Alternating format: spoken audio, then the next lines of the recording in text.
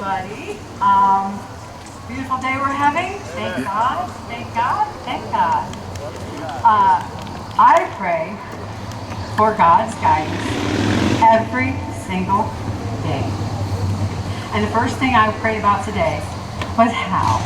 Because Hal put this on and he did all the work. And we're so thankful for Hal Werner, for the Heritage Club in Lake County. Thank you, Hal, so much. I know it takes a lot of work. So I also have for everybody Heritage Club Declaration of Independence and constitutional pocket constitutions I brought. So I think that we're a little baby of the big Heritage Club in DC. So we do a lot more work though. I am Becky Lynch, your recorder. I am your conservative, Catholic, patriotic recorder. I'm a Catholic, and us Catholics are very conservative in our prayers. So I admire every pastor who gets up here and pours out his heart, because us Catholics kind of are a little more private. You're very evangelistic, and I love that. But I try my best to tell everyone I fear God my whole life. I love God, Jesus Christ, with my entire heart. I don't start a day. I do not start a day without praying, because I have come into the county building to do the people's work. So I'm a good God-fearing Christian. I am also pro-God, pro-life, and pro-gun. Becky Lynch is definitely pro-God, pro-life, pro-gun. We, as a recorder, we keep the land records for all of the county land. Okay, so the land in this county has been here since 1840. I know I don't look that old, and I've been here since 1840. But recorders themselves were instituted in our country at the same time of the signing of the Constitution, the same year when the Northwest Ordinance was proclaimed, and then they needed to put recorders in place to register all the land that we all get to buy and sell and do ownership of our little piece of the world. So that's what recorders do in Lake County and all over the country. Three things that I wanted to cover today was about the rally's purpose. And incidentally, I wanted to read just a few paragraphs of an article that I found, which kind of points to our rally's purpose today.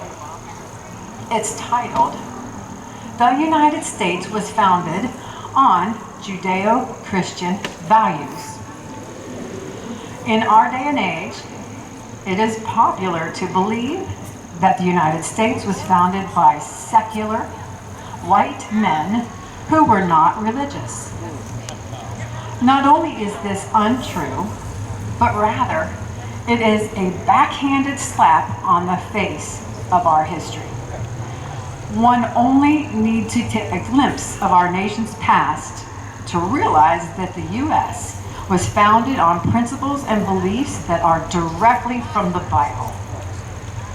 Here I will explain, this is my author, which I will divulge when I'm finished.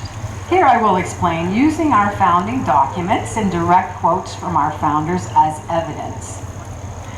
The obvious proof that we are a people who stand on a ground that was meant to be set apart from the rest of the world as holy ground. Our country is holy ground. The first document I want to examine is the Declaration of Independence. What many do not realize is that the Declaration of Independence is not just a slip of paper that states we are now free. It was originally written, however, as an appeal.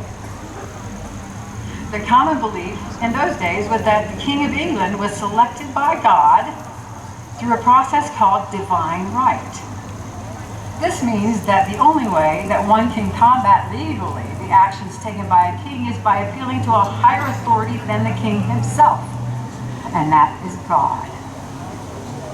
The most well-known sentence in the Declaration states, "We hold these truths to be self-evident, that all men are created equal, that they are endowed by their Creator with certain unalienable rights, that among these are life, liberty, and the pursuit of happiness.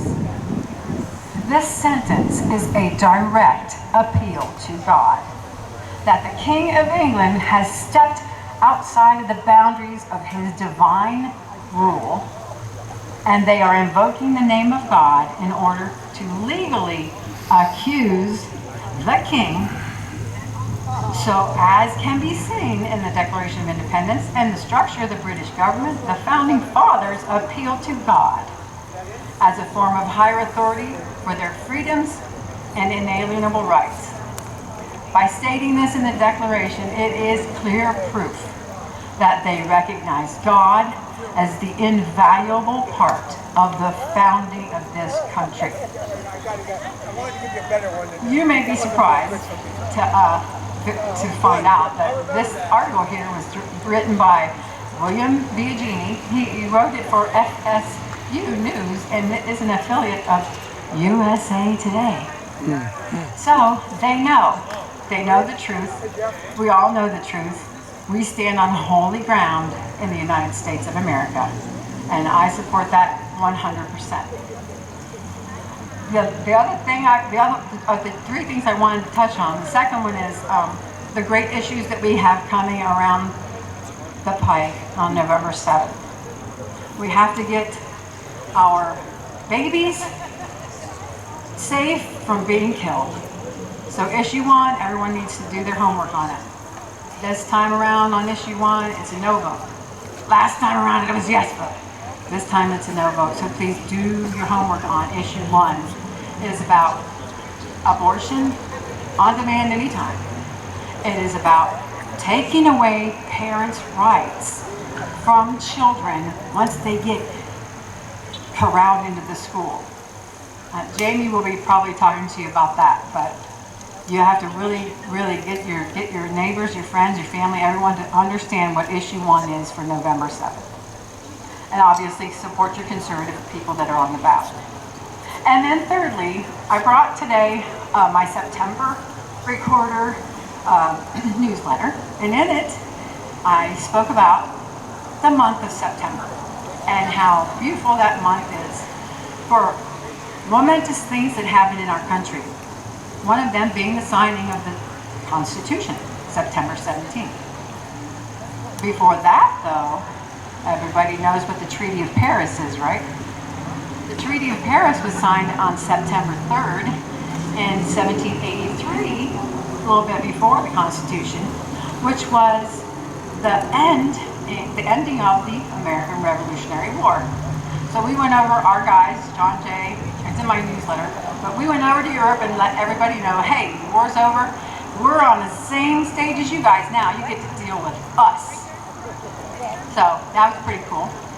Also, everyone knows that we have September 11th coming up, and that's Monday. So please remember September 11th, 2001, when we lost 2,977 of our beloved fellow patriots. And finally, one of the greatest dates in September is September 12th. That is the day I married my husband, Mike, 36 years ago. So, I wanted to say thank you, Mike. It gives me courage. Mostly I'm very nervous when I'm talking with him in the audience, but today I'd like to say thank you all for coming here. Thank you for our being a patriot in our country, and praise God for this day and every future day that we have in our country. Thank you.